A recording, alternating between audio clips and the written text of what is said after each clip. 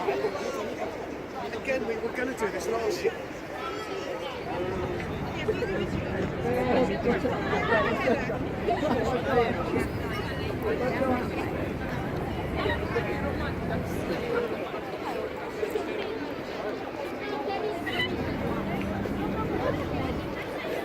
Next location, another captain.